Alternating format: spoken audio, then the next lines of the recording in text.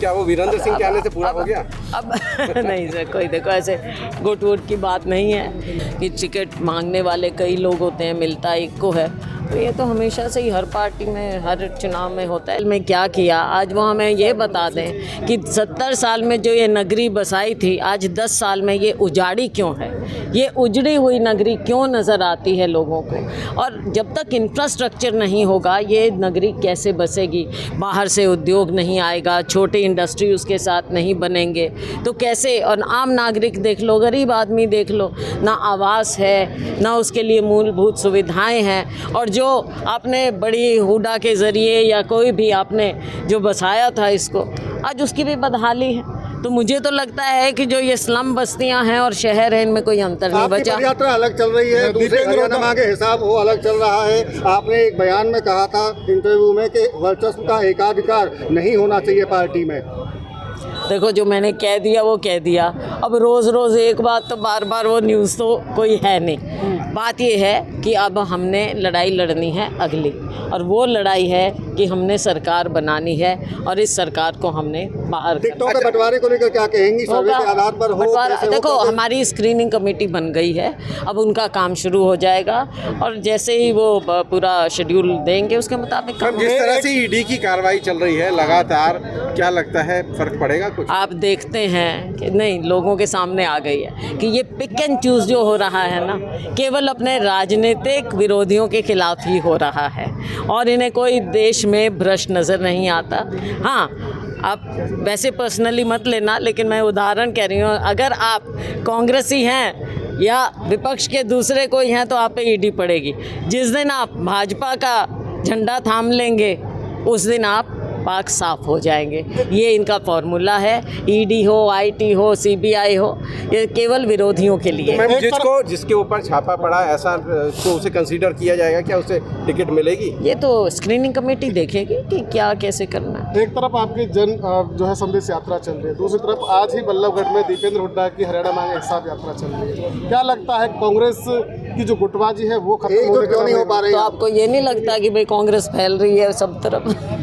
हिसाब मांगे हरियाणा का नारा लेकर कांग्रेस सरकार चल रही है, किस तरह का हिसाब का वो कर रही है कांग्रेस?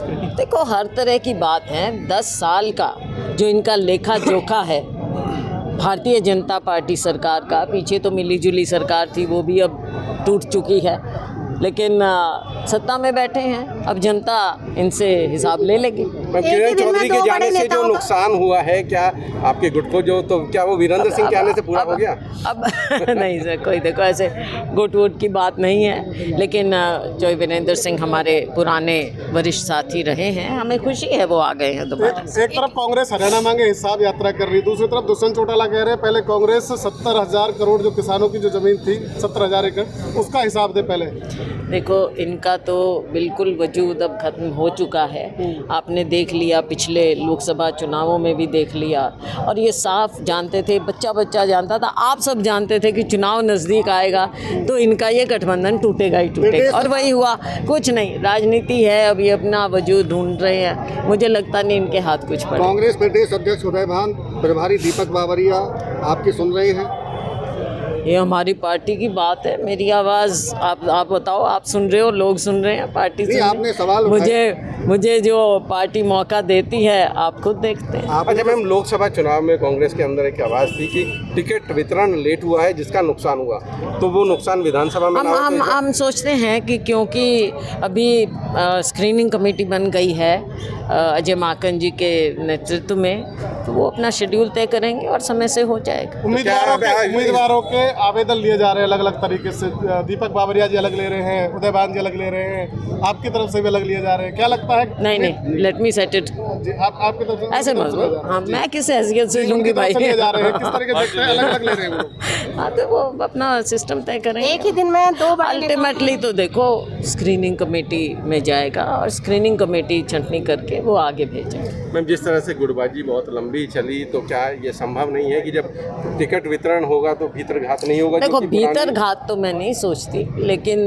पुलिस प्रेशर्स होते हैं टिकट वितरण में। ये हमेशा सदा से रहे हैं कि टिकट मांगने वाले कई लोग होते हैं, मिलता एक को है। तो ये तो हमेशा से ही हर पार्टी में, हर चुनाव में होता है। लेकिन जो हमारा कैंडिडेट होगा उसके लिए सभी काम करेंगे।